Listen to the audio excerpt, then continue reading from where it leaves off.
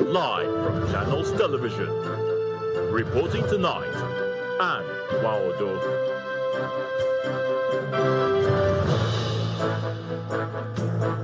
Hello and welcome. Tonight, African military chiefs commit to using technology to tackle continental security threats. Brazil rolls out military honors for President Tinubu's official visit.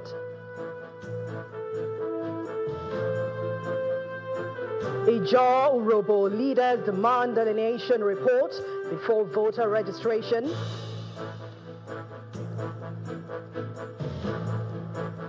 And 20 persons, including 5 journalists, are killed in an Israeli strike on a hospital in southern Gaza.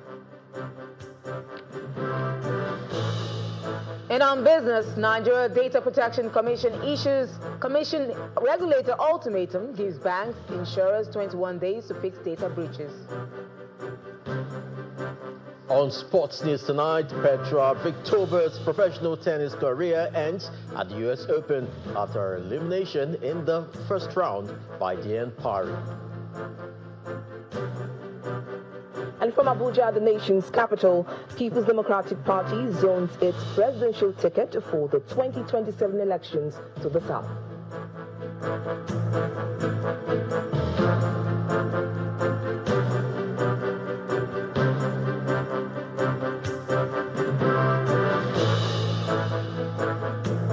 We begin tonight with the African Chiefs of Defense Staff Summit holding in the nation's capital, Abuja, where the Group Chief Executive Officer of the Nigerian National Petroleum Company Limited, Mr. Bayo Julari, warned that the international syndicates are exploiting gaps in regional security to target national assets, including pipeline vandalism. But he, however, commended Nigerian troops for their efforts in safeguarding oil facilities, noting that their interventions have boosted the country's oil production.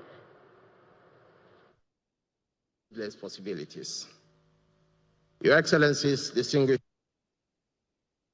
Today, I can proudly report to you all that our pipelines and terminal receipts of crude oil that was somewhere as low as 20–30% some periods back, we are attaining close to 100% due to the support of the security forces and intelligence agencies. Again, this achievement would not have been possible without the professionalism, the discipline, the collaborative spirit of our defense and security institutions. We at NNPC Limited hold this partnership in the highest regard. We also know that crude theft and its attendant illegal activities are by no means a purely localized occurrence. Rather, these operations involve sophisticated international syndicates that take advantage of gaps within the states, national, regional, and continental security architecture to conduct their illicit activities. It is therefore imperative that forums such as these are encouraged with a view to strengthen strategic, tactical, and operational activities within the continent. Africa must take its destiny into its hands and chart a collective way forward that meets the goals and aspirations of our people. And there are also calls for adequate retirement plans for military personnel and stronger synergy between security agencies and the academia. The enormity of threats across our country. Empathy for troops, especially those who become injured, is key to the moral component of fighting power. A soldier who feels that he will be looked after and respected should he become injured is easier to recruit, easier to retain, and will work and will fight harder for his commanders. While the mandate of our armed forces is to provide a robust security architecture that is necessary for any nation to thrive, the role of the academy is to provide the intellectual foundation upon which lasting peace and sustainable development are built. The University of Ibadan, as a leading center for scholarly inquiry, recognizes that these contemporary threats are multifaceted. They cannot be defeated by forces of arms alone. They require force of intellect, deep analysis, evidence-based strategy, and nuanced understanding of their root causes. It is at this crucial intersection of defense and academia that our relevance to your crucial deliberation lies. And staying with the 2025 African Chiefs of Defense Staff Summit, there's a message to African countries to strengthen collaboration, invest in digital security technologies, and build human capacity as part of efforts to address security threats across the African continent. Representing President Bola Tinubu, Vice President Kashim Shettima reaffirmed Nigeria's commitment to supporting initiatives that promote regional peace and security. A State House correspondent, Empress Simon, reports.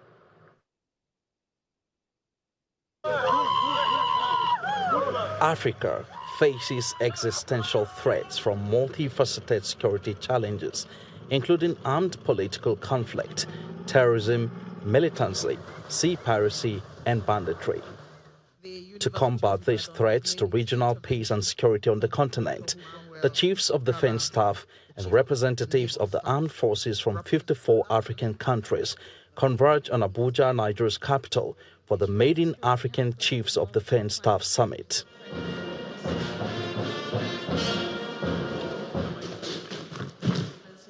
Vice President Kashim Shettima is representing President Bola Tinubu at the event, which also attracts former Nigeria security chiefs, past and present lawmakers, diplomats, and international development partners. The focus of the summit is on strengthening strategic defense collaboration. The threats of today are no longer confined to conventional warfare. They are digital, asymmetric, and often invisible. The enemy is within. As Chiefs of Defense Staff and heads of our armed forces, we must lead the charge in modernizing our forces, investing in cyber defense, artificial intelligence, and indigenous military technology, without which it will be difficult for us to achieve our security. The ECOWAS Commission announces some interventions, including a 260,000 rapid deployment force. While ECOWAS remains firmly committed to raising its 5,000-man brigade under the auspices of the African Peace and Security Architecture, and more particularly the Continental Standby Force, the activation of this rapid deployment force has become a necessity given the asymmetric security dynamics in the region. The keynote speaker is the United Nations Deputy Secretary General, Mrs. Amina Mohammed, and she says Africa is not a bystander in global security, as she calls for collaboration in digital security infrastructure. We need the right tools and mapping in place to plan and to drive strategy at scale, reinforcing the Accra Initiative, the ECOWAS Standby Force, and giving the Joint Threat Fusion and Analysis Cell the support it needs to ensure data become decisions. The same applies at sea, joint patrols that make the Yaoundé architecture real protection for people and infrastructure. And innovation must be part of our defense, collaborating on AI from drones to cyber tools, and building on African Union's AI strategy can help us to set common standards to keep technology serving people. She emphasizes strong institutions and democracy that focus on building the people. We know that every additional year of schooling reduces the likelihood of a young person joining armed groups by up to 13%. This evidence begs the question, how do we invest in peace? Is it just military spending? Is it development spending? Is it both? That is the discussion that we will need to have in this room and beyond. And it means tackling root causes. It means democracy that is robust and representative, not on constitutional changes dressed up as solutions. While this might seem legitimate in many eyes, in the longer term, democracy and by extension security will be weakened. Instead, strong institutions, underpinned by strong democracies and strong security apparatus, are the safeguard against instability.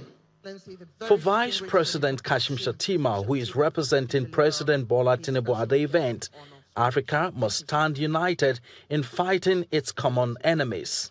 What is true of our challenges must also be true of our resolve. We cannot neutralize these threats in isolation.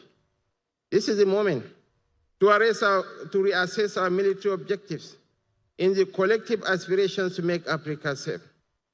It is time to forge a new doctrine of continental defense, one rooted in trust, shared intelligence, and coordinated strategy. Nigeria's promise has always been simple and firm: to be a good neighbor and a brother's keeper in the struggle for peace.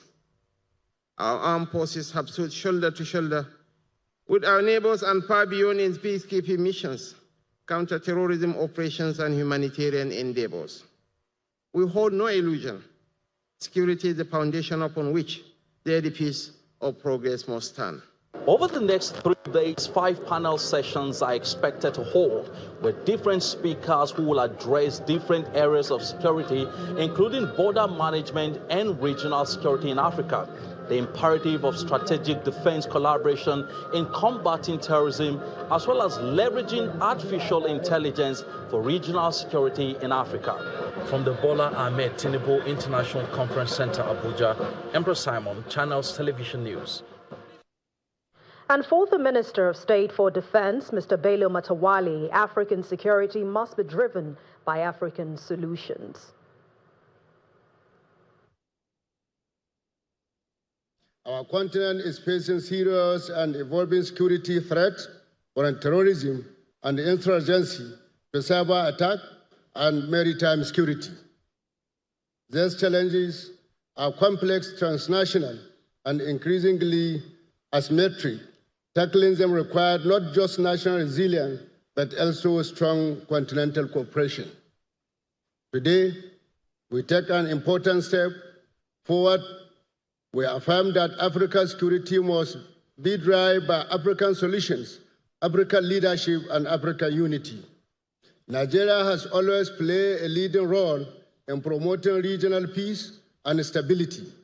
Our armed forces have been actively involved in peacekeeping, counter-terrorism, and humanitarian missions across Africa and beyond. We remain committed to strengthening our defense partnership, both bilateral and multilateral, to support peace, development, and democratic values. This summit reflects our belief that no single country can secure the continent alone. We must work together, sharing intelligence, aligning doctrine, and building trust among defense institutions. His views are re-echoed at the same event by the former permanent representative of Nigeria to the United Nations, Professor Ibrahim Gambari, who says that Africa must design, own, and build a security architecture that guarantees her sovereignty.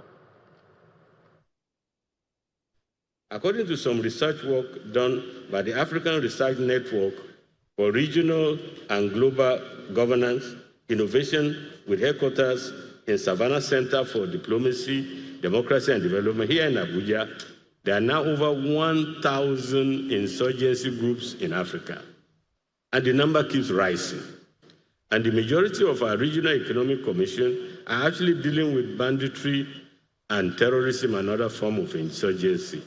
So regional economic communities, what's supposed to be primarily about economic integration, has to, of course, devote a lot of its attention to issues of dealing with banditry, terrorism, and insurgency.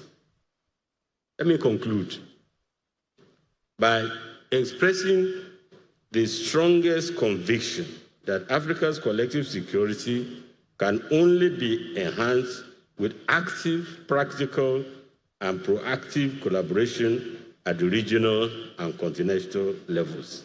There must be synergy in military cooperation, promotion of common training, promotion of common doctrinal concepts, sharing of intelligence, the interoperability of armaments, but also capacity building, particularly in airlifting, all of which are essential for operationalization of the African Standby Force. In part two, after the break, Ijaw Urhobo leaders demand delineation reports before voter registration. Please join us again.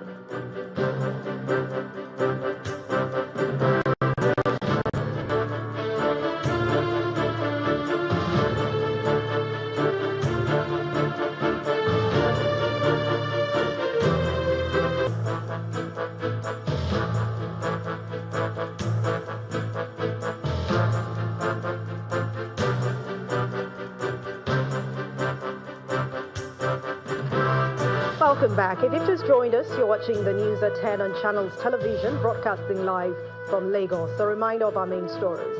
African military chiefs commit to using technology to tackle continental threats. Brazil rolls out military orders for President Tinubu's official visit. Ijaw Urhobo leaders demand delineation reports before voter registration. And 20 persons, including 5 journalists, are killed in an Israeli strike on a hospital in southern Gaza.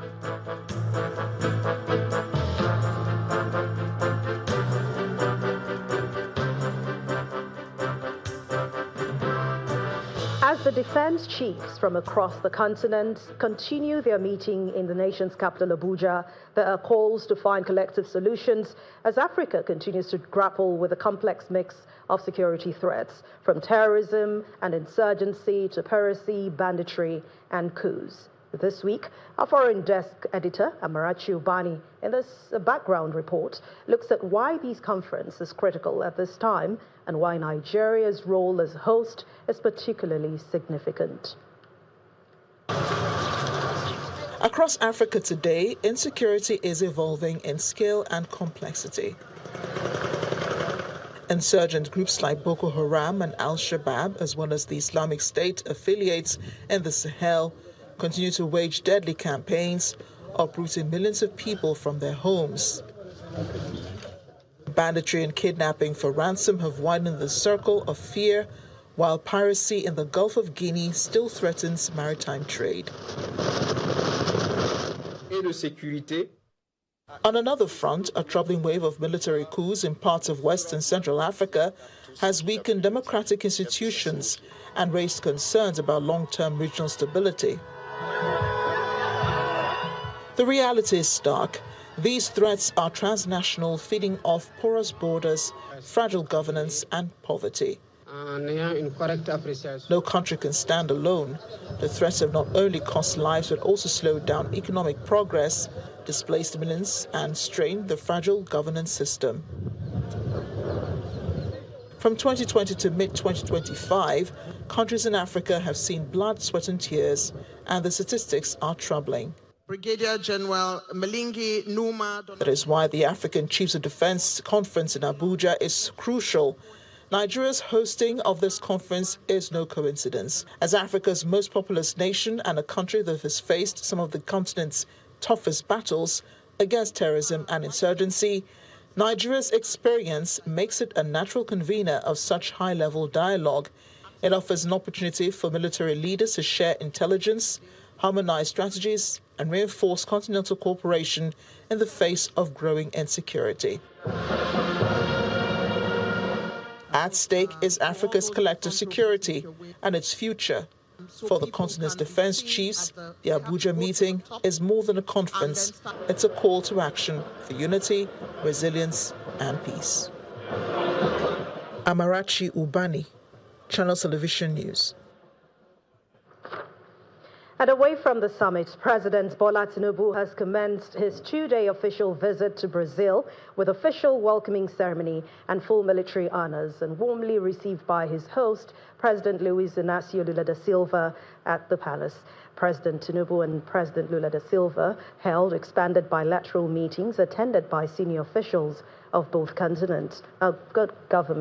And during the state visit, President Tinubu will meet with the President of the Brazilian Senate at the National Congress, the President of the Chamber of Deputies, and the President of the Supreme Federal Court.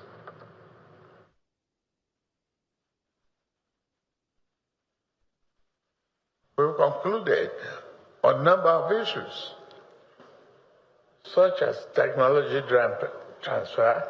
We have the youth population in Nigeria that is restless, willing, and energetic, brilliant, ready to learn, ready to work, ready to exchange ideas. We should utilize the population. We should utilize the opportunity. We should utilize those people, that we have, the assets that we have. Manufacturing of generic drugs, which Brazil has gone very, very deep and far off, cannot be helped in Nigeria. I don't see why the technological superiority of Brazil is not shared. A peg can make the business transparent and support our aviation industry. It will blossom, and aviation will propel additional opportunity for business to grow, culture to succeed, and everyone to benefit, collaborating and cooperating to do what is right for our people. I promise you that Brazil and Nigeria is here to grow the economy for the people, by the people, and for the people. Nigeria's President Bola Tinubu. Community leaders from the Ijaw and Urhobo ethnic groups have strongly opposed the Independent National Electoral Commission's ongoing continuous voter registration exercise. They argue that they no longer believe in credible election and none can be held until the report of the fresh delineation exercise is released to the public. The undersigned representatives of the indigenous Ijaws and Urhobo people of Warri Federal Constituency. It's a world press conference by leaders of the Ijaws and Urhobos ethnic nationalities in Delta State following the concluded delineation exercise in Warri Federal Constituency.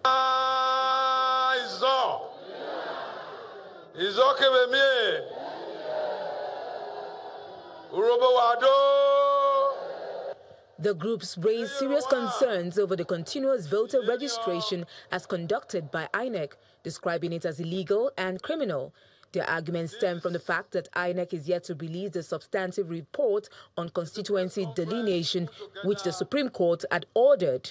It is criminal, illegal, contemptuous of the Supreme Court judgment by INEC proceeding with the registration of voters in Warri Federal Constituency as they are no longer in existence electoral wards and units upon which the ongoing voters registration can stand. You cannot build on nothing. We don't want our people to be misled. As far as Warri Federal Constituency is concerned, we do not have wards and units anymore. The Ijaw and Urhobo leaders also accused INEC of compromise and partiality, warning that they would resist any attempt to proceed with electoral processes without first releasing the long-awaited delineation report. Part of the issues they raised are the ongoing CVR has no legal basis since the delineation report remains unpublished. Despite a draft of the report of the delineation exercise being presented 5 months ago, the final report has not been made public. That INEC is allegedly being biased and deliberately attempting to frustrate transparency. They urge the federal and state governments to intervene and vow to resist any electoral process that ignores the court-ordered delineation. The groups also send a strong message that failure to address their concerns may come with consequences. The Ijaws of Warri and the Urhobos of Warri Federal Constituency would, if our democratic rights are trampled upon, will make this nation pay. As the Ijaws and Urhobos continue to make their demands, all eyes are on INEC and how it will react to the issues raised by these groups. Still ahead on the news at 10, Data Protection Commission gives banks, insurers 21 days to resolve breaches. And that's in business news. Please join us again.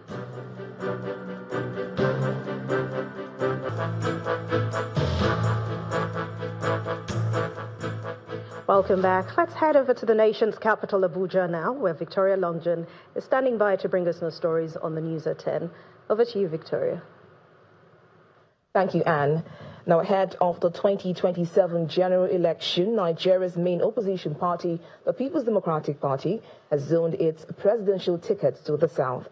The decision was part of the resolutions reached at the party's 102nd National Executive Committee meeting held in Abuja. The PDP also resolved to retain the national chairmanship slot in the north ahead of its national convention scheduled for November this year. Members of the National Executive Committee of the People's Democratic Party arrived for the 102nd meeting holding at the party's headquarters in Abuja. Power to the people!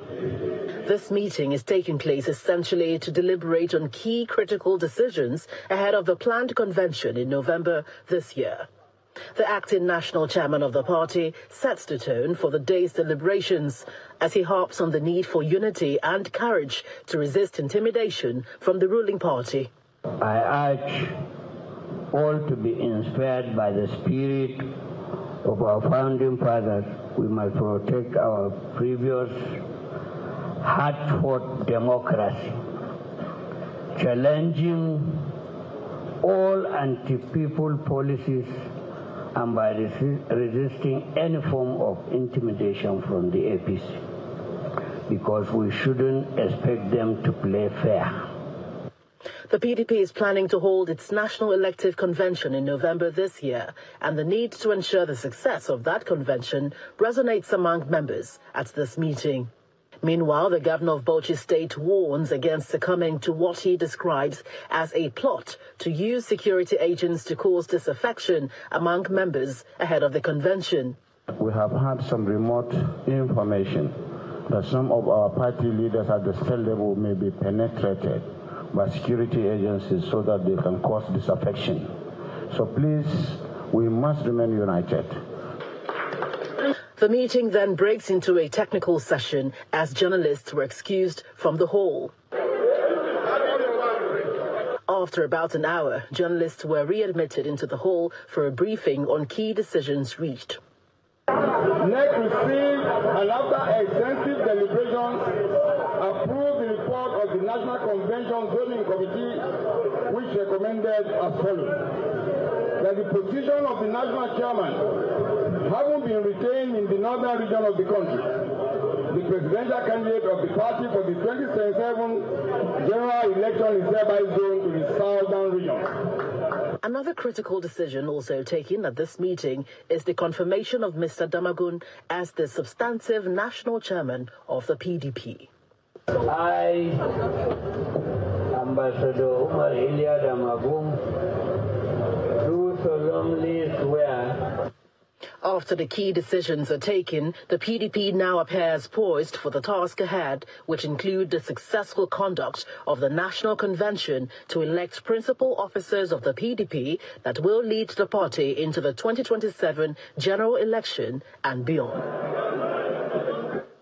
Meanwhile, the Senior Special Assistant on Public Communications and Social Media to the FCT Minister, Mr. Larry Olayinka, has described the People's Democratic Party's decision to zone its 2027 presidential ticket to the south and retain the national chairmanship in the north as a clear vindication of the FCT Minister, Nyesom Wike, and the G5 governors. In a press statement, Mr. Olayinka noted that the party's refusal to adopt this arrangement in 2023 led to its electoral misfortune and subsequent internal instability. He added that the PDP has now recognized its 2022 mistakes and is making efforts to correct them. The National Drug Law Enforcement Agency, NDLEA, has arrested 55-year-old Mohammed Abubakar, also known as Bello Karama, identified as the leader of a criminal syndicate at the Malam Aminu Kano International Airport, Kano.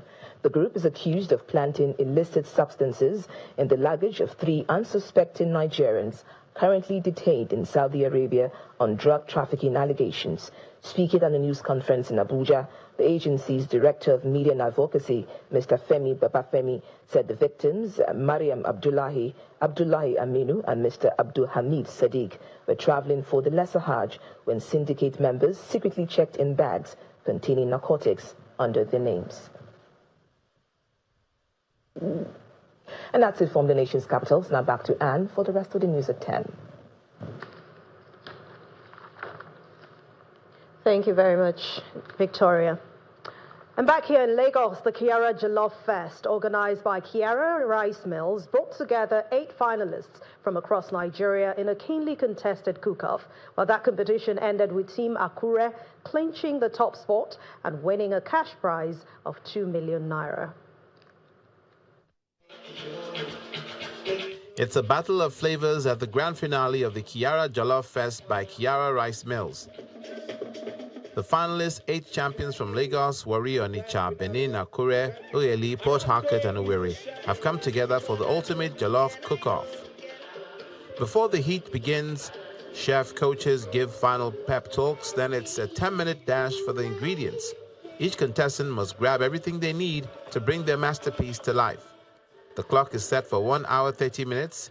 Judges watch closely while flavors and aromas fill the air. The cooks season and stir. The audience enjoy plates of jollof while winning games and prizes. One by one, the contestants present their dishes, explaining what makes their jollof special. The judges score based on taste and flavor, texture, presentation, plating, creativity, originality, and overall impression. At the end, 3 stand out: Benin, Akure, and Onitsha. And finally, the winner.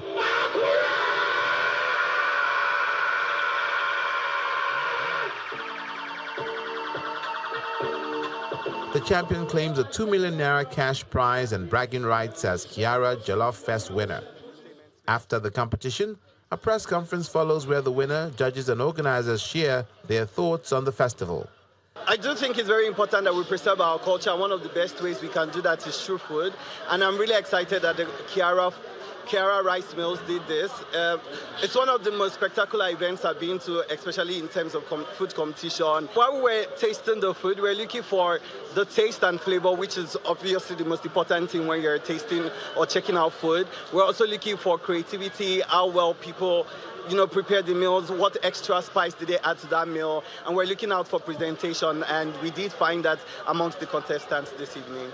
I feel really excited. I can't quantify how I feel. I feel deeply grateful to God, and I'm grateful for Kiara, because if they didn't organize this, I'll probably just be cooking my daily meals in Akure and hoping for a big break someday. So I'm really grateful for Kiara. This Kiara Rice Jollof Fest, which have turned out to be exceptionally good, which have strengthened our beliefs in the Nigerian culture, and having credibility of this event is what keeps us going forward. And hosting this event have turned out to be a more prouder feeling and a feeling of joy, as we see in everyone's eyes over here. This in itself is a milestone. The Kiara Jollof Fest wraps up on a high, with the organizers reminding everyone that the Kiara Rice brand brings quality, taste and nutrition for a delightful culinary experience. We'll continue in the world of business now with Will Ibong.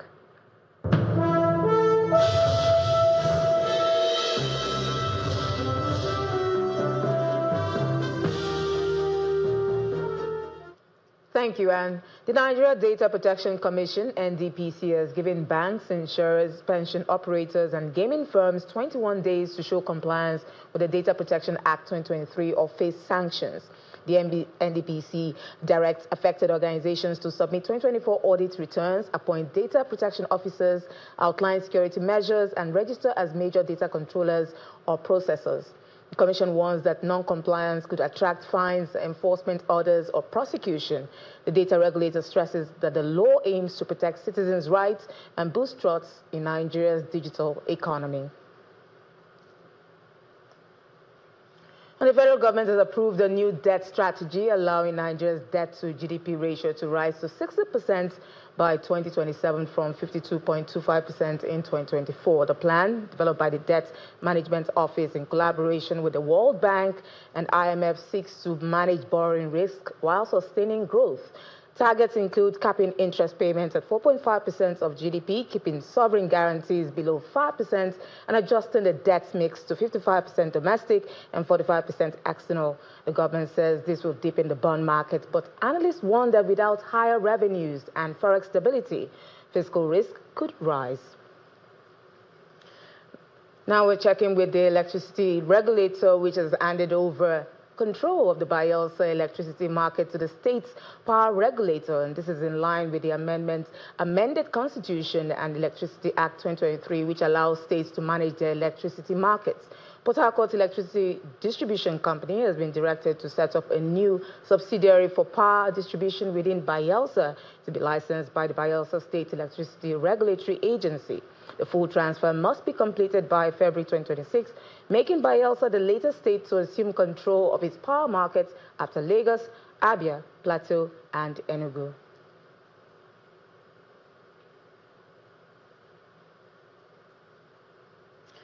Let's check in with the domestic equities market, which opened the last trading week in August in positive territory. Laddie Williams has the details.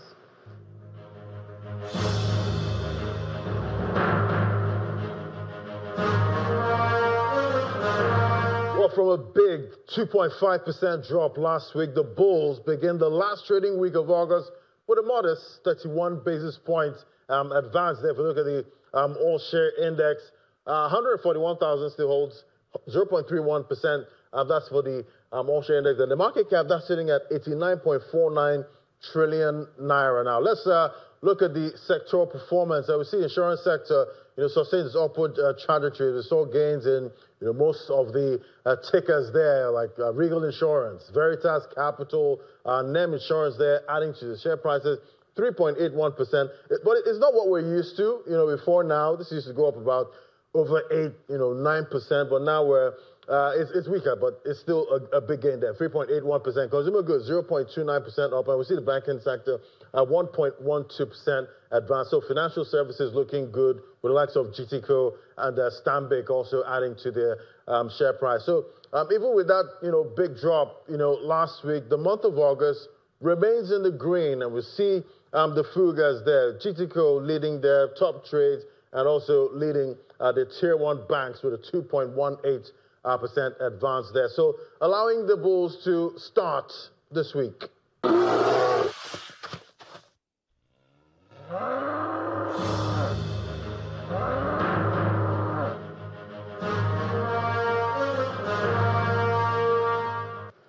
Thank you, Laddie. Let's see the closing numbers for other major equities around the world.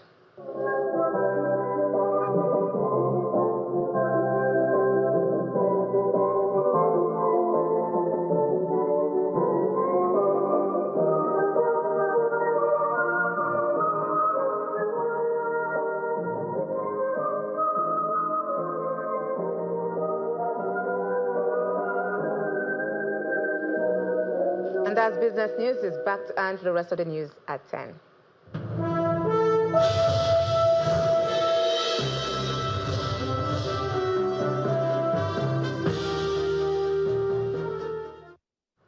Thank you, Will. And outside our shores, 20 people have died, including 5 identified as journalists, after an Israeli strike hit a hospital in the southern Gaza Strip. At least 4 persons of them have been identified as Hussam al-Masri from Reuters, Miriam Daga, a freelance journalist working with the Associated Press, Mohammed Salama from Al Jazeera and Middle East Eye, and Ahmed Abu Aziz, who also worked for Middle East Eye. Here's Simon Puzzi with more international news and around the world in 5.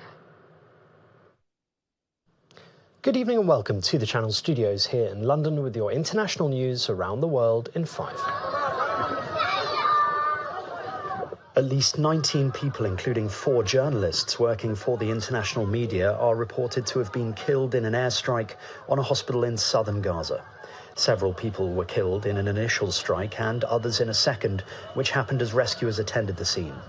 Pictures from the scene show grey smoke billowing from an upper level where damage is apparent at what is the main hospital in southern Gaza. The hospital in Khan Yunis has withstood raids and bombardment throughout the nearly 2 years of war. Israel has previously attacked hospitals, including the Nasser hospital, saying it was targeting Hamas militants. President Volodymyr Zelensky says Ukraine will continue to fight for its freedom while its calls for peace are not heard, in a defiant address to the nation on its Independence Day. Canada's Mark Carney joined Ukraine's president in remembering those who've died since Russia's invasion. It comes as Moscow said Ukraine had attacked Russian power and energy facilities overnight, blaming drone attacks for a fire at a nuclear power plant in its western Kursk region.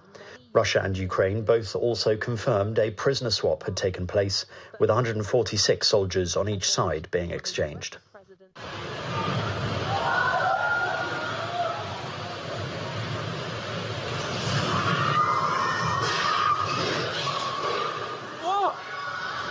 A powerful typhoon has made landfall over eastern Vietnam and is battering coastal areas with strong winds and heavy rain. The National Center for Hydrometeorological Forecasting says Typhoon Kajiki had delivered gusts of up to 133 kilometers per hour. The fast-moving storm could trigger flash flooding and landslides as 400 millimeters of rain is predicted to fall. More than 586,000 people have been ordered to leave their homes. Thousands of soldiers are also on standby to assist with evacuations. Authorities say they expect the storm to be as powerful as Typhoon Yagi, which killed around 300 people last year. 5 people have died after a tour bus returning to New York City from Niagara Falls crashed. Authorities are still investigating the cause of the crash, which did not involve any other vehicles. The driver has not been charged in connection with the incident. State police say that the driver may have become distracted, lost control and overcorrected before the bus went into the right shoulder and flipped over. At least 12 people are dead after a railway bridge that was under construction in China collapsed. 4 others are missing, according to state media.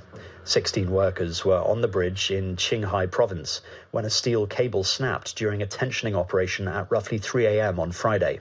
The bridge was being built on the Qinghai section of the Sichuan-Qinghai Railway. Aerial photos show a large section missing from the bridge's curved aquamarine arch. The sole survivor of a poisoned beef Wellington lunch, local pastor Ian Wilkinson said he feels half alive without his late wife, Heather. However, he made a powerful offer of forgiveness to the woman who killed her and almost took his life too. An Australian court has heard how triple murderer Erin Patterson has stolen years of love and laughter. Patterson was last month found guilty of killing 3 relatives and attempting to kill another with a death cap mushroom-laced meal in July 2023. In a hearing on Monday ahead of her sentencing, a group of relatives gave emotional statements about the impact of their loved ones' brutal deaths. And the Hong Kong Birdwatching Society has hosted its first ever bird call contest with the aim to promote conservation awareness.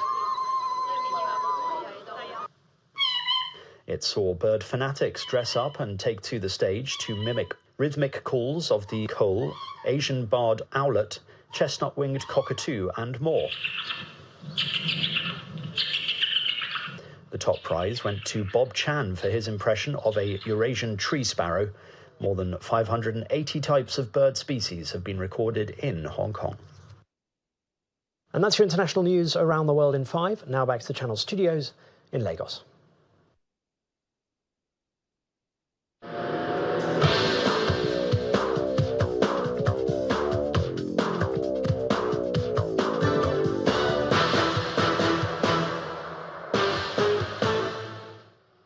Thank you, Simon. Welcome to Sports News. The Bobsled and Skeleton Federation of Nigeria has announced that 9 athletes comprising 5 men and 4 women will feature at the qualification tournament for next year's Winter Olympics in the Italian cities of Milan and Cortina. The men's athletes are Kehinde Otukoya, Ajibola Oloyede, Ahmed Yusuf, Dixon Ugochukwu, and Peter Kensley. The women's athletes are Perpetua Wana, Nafisat Aliyu, Sekinat Alaude, and Grace Bassi. The Federation said the qualification tournament will hold between September 12th and 13th, also in Italy.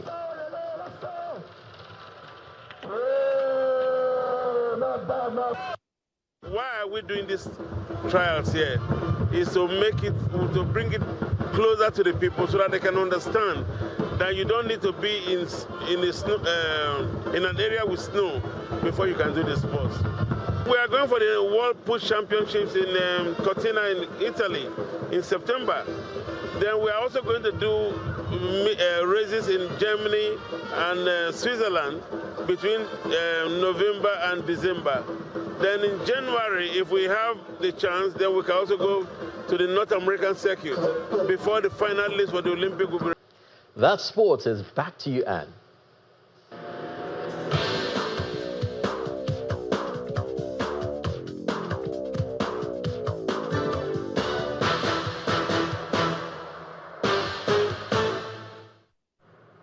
Thank you, Chris. And the main news again. African military chiefs commit to using technology to tackle continental security threats on the continent. That's the news at 10 tonight. Thank you so much for watching. I'm Anne Nwawadu. Good night, and please stay safe.